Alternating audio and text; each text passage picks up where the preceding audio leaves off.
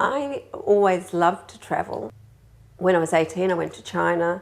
When I was in my early 20s, I went to India, and it influenced me a lot in the way I see things. The people and the reality and the fears that you have crossing borders excite me. And that, for me, is like filmmaking. It's got to be often a new director or a new location, or there's something about it that's unique each time I choose a project. The first 2 weeks are about trying to learn something about a director and the way they want to portray their work. Drugs are quick. It's not really about method or technique or, making sure that you've got this system you're working on. It's really about the director. Romeo and Juliet was led by the rhythm of Shakespeare. Her face is some that I shall show, and I will make thee think thy swan a crow. I'll go along, no such sight to be shown, but to rejoice in splendor of mine own. So that's why I had to speed up things in between actions sometimes so that the verse didn't lose its flow. And then people interpret it as a wild, wacky new style. But it's actually about the rhythm of the language.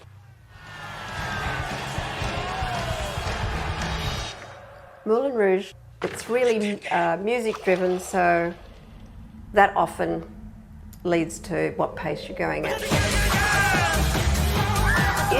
stylistically where the director was coming from. He's overexcitable and loves a climax almost in every scene, and he's a huge amount of fun to work with. And as you go on, you think, oh, let's make it faster, faster, faster, and we get faster and faster.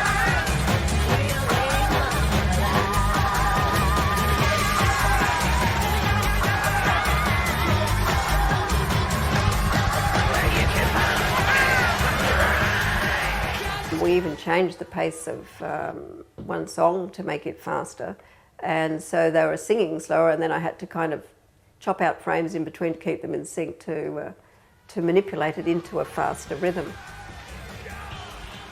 Those kind of movies for me are about art, and I just see it as a painting, and I just take this colour, this shape, this movement, this word, and I put it together, and to hell with the classical side of it. Accomplished. We successfully evaded C1.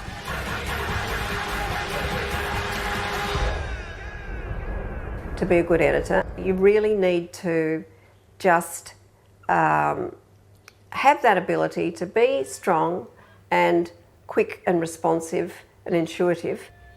If you're in the middle of a shoot and you think one scene isn't working, you've got to actually sort of put your hand up and say, this is not quite working. It doesn't happen a lot, but it can. Muriel's wedding, the end, I just said to PJ, it's just not doing it for me. It's just not working. And he went, oh, right, and eventually he thought about it, and so we got back in and did the lines again on that. Nice straight. Anybody could be that guy. Night is young and the music's goodbye, please.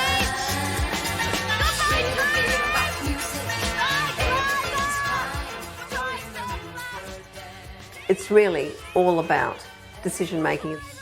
You've got to make decisions about performance, you've got to make decisions about shot sizes.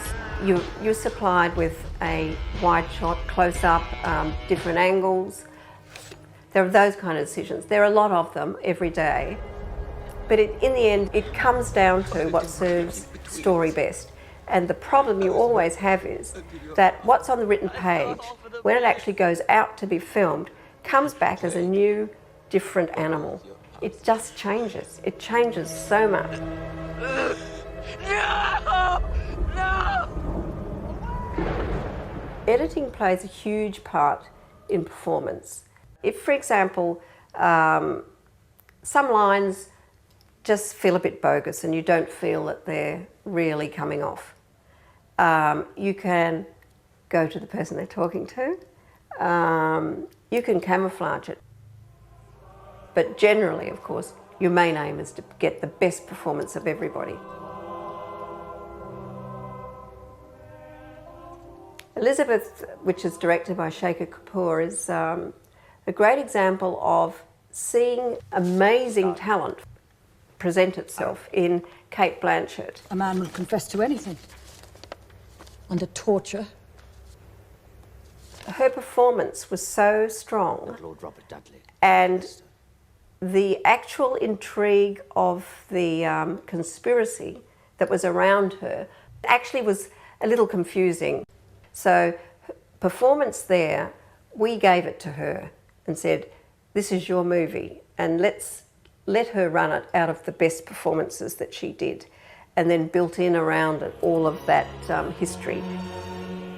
And it came out as, I think, one of the most successful bits of rearrangement of script and story by the fact that she had such a strong performance.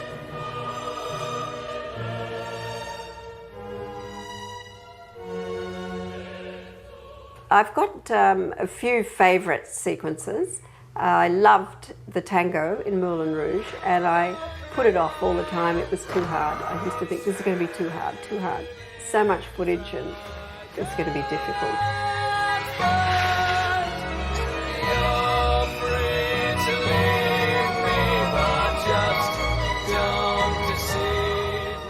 That together with the opening of Romeo and Juliet.